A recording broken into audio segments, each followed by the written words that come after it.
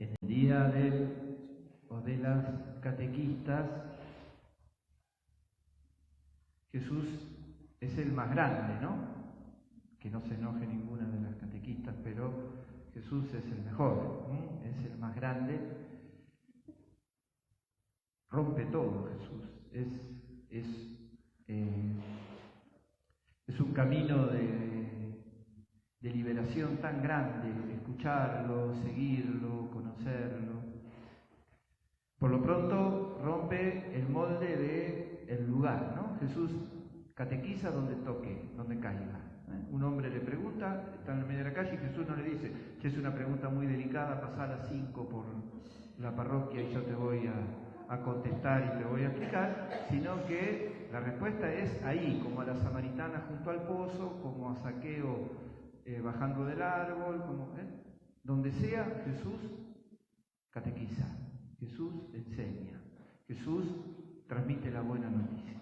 Por eso la catequesis no se reduce solamente a los grupitos de chicos que se preparan para la comunión, para la confirmación, por eso hay catequesis en la escuela, por eso hay catequesis carcelaria, por eso hay catequesis en el mundo del dolor, por eso hay catequesis en los lugares o zonas que hoy se llaman periféricas.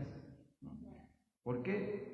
Esto es para todos y en la situación que sea y en la circunstancia que sea. Entonces, de este Evangelio vamos a tomar la pregunta, la respuesta y la promesa, las tres cositas. Primero la pregunta, y vamos a suponer que una persona, vamos nosotros caminando por la calle y le dice, che, vos que sos católico, te voy a hacer una pregunta. ¿Se salvan muchos o pocos? ¿Qué respondería?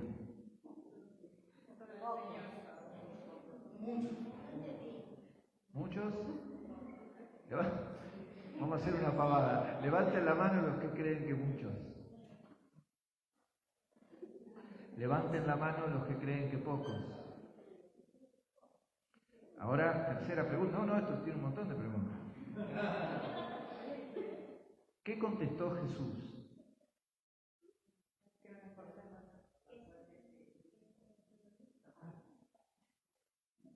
Ni muchos ni pocos. Jesús responde cómo hay que salvarse, no si muchos o pocos. A nosotros no nos importan si muchos o pocos. Esto es, la pregunta lamentablemente recorre toda una historia de tradiciones religiosas, judeo-cristianas y en cualquier religión. Este es un tema de cualquier religión, que hay gente que en realidad quiere que se salven pocos, quiere un cielo para ellos, por supuesto, y algunos más. Quieren un cielo para poquitos. Ya de hecho les molestan las multitudes en la tierra, no sea cosa que en el cielo haya muchedumbres, multitudes, y menos todos. Lo que dice San Pablo en la carta a los Tesalonicenses, a Timoteo, no, Dios quiere que todos los hombres se salven, incluso la consagración, ¿no? Voy a dar la vida por una multitud, dice Jesús. La sangre que se derrama por una multitud, yo creo que si a Jesús le hubiesen dicho, te morirías en la cruz por 100, con una neumonía no alcanza. Semejante sacrificio para la salvación de la humanidad, ¿no? Entonces la pregunta no es correcta. Entonces Jesús no siempre contesta lo que la persona le pregunta, pero siempre contesta lo que corresponde. Y la respuesta correcta es, esto primero es resolución de Dios. Porque si nos salvamos será, como dice Pablo, por pura misericordia. El que va a abrir y cerrar es Dios, no va a ser ningún ser humano. O sea que quedémonos tranquilos, porque si le tocaba a uno que no nos quería a nosotros, quedábamos afuera. Y si nos tocaba a nosotros, pobres de los que no nos quieren.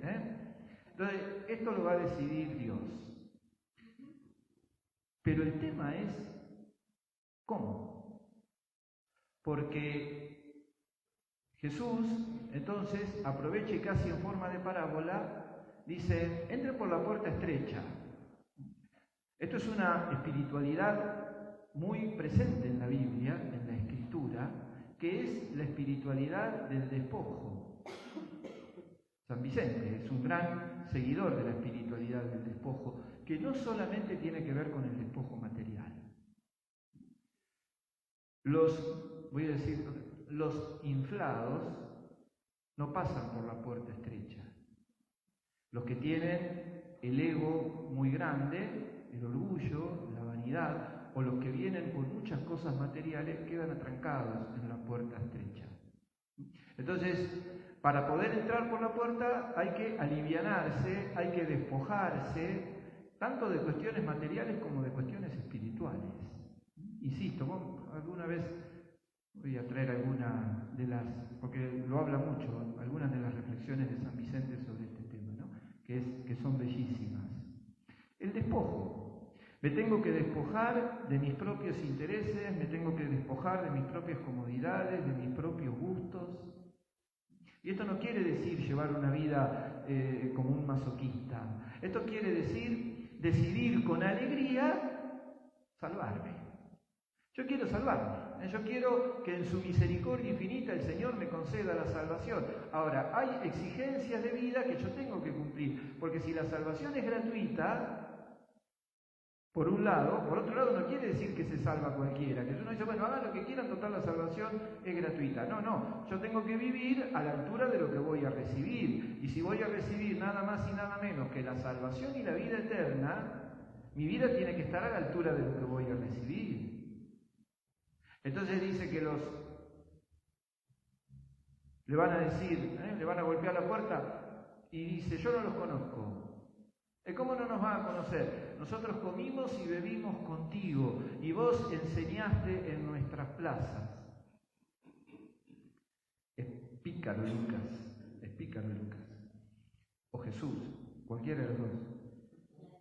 Esto es lo que dice Pedro cuando Pedro le habla al pueblo de la resurrección de Jesús y le explica por qué no se apareció a los demás. Le dice, se apareció a nosotros que habíamos comido y bebido con Él. Como diciendo, ni siquiera eso te asegura la salvación.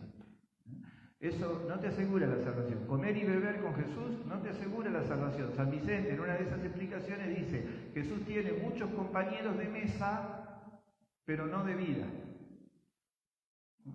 Hay muchos que les encanta sentarse a la mesa con Jesús y compartir la mesa de Jesús, pero después en la vida no tanto. Y entonces dice, vos comiste y bebiste con nosotros y enseñaste en nuestra plaza. Yo no los conozco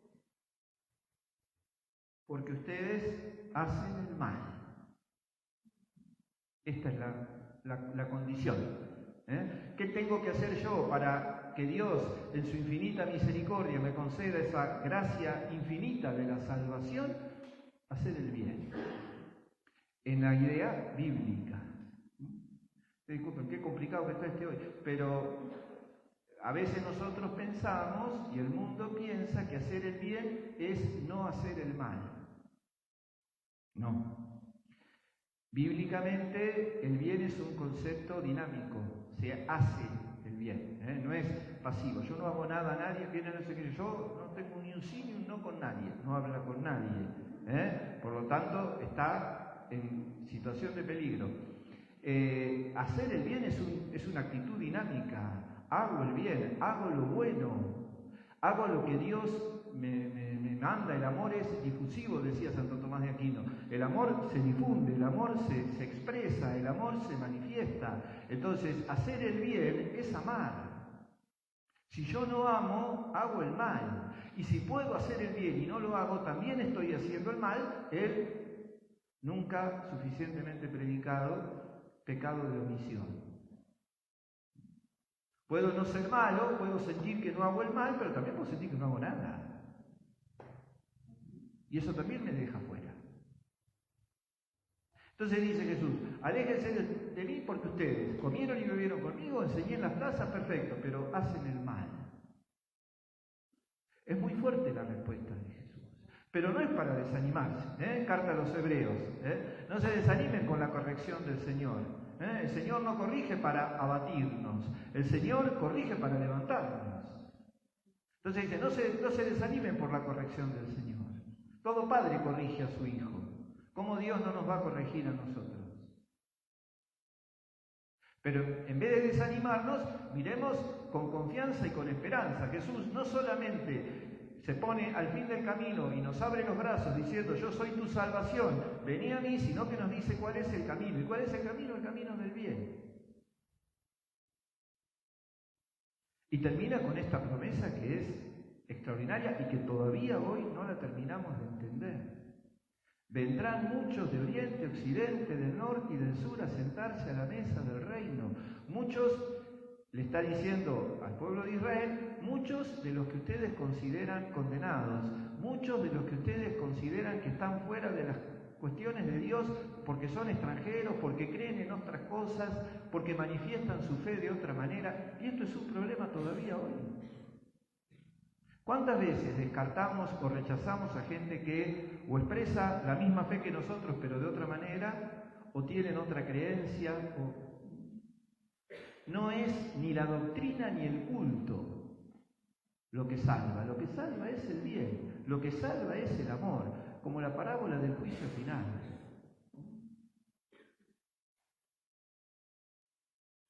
Pidámosle a Jesús. Yo no sé si nosotros nos preguntamos mucho por la salvación. Creo que el mundo está tan difícil que andamos preocupados por otras salvaciones. Y lo peor de todo, por otros salvadores. Tenemos la cabeza llena de chichones, de ir detrás de salvadores que, como dice el Salmo, son seres de polvo que no pueden salvar. Pero a la pregunta cantidad Jesús responde vida. Acá la cuestión no es cuántos, sino cómo. Y la cuestión del cómo se responde con el bien. Y la cuestión del cómo se responde con una vida entregada a Dios en la celebración, en la oración, en la palabra y entregada a los hermanos en el servicio, para que seamos de aquellos que no solamente ahora nos sentamos a la mesa y disfrutamos de Jesús, sino que podamos sentarnos eternamente a la mesa con Él para poder recibir esa felicidad, esa paz a la que aspiramos, por la que luchamos todos los días y por la que también estamos llamados a comprometer nuestra vida en el bien y en lo que el Señor nos propone. Rezamos el credo. Creo en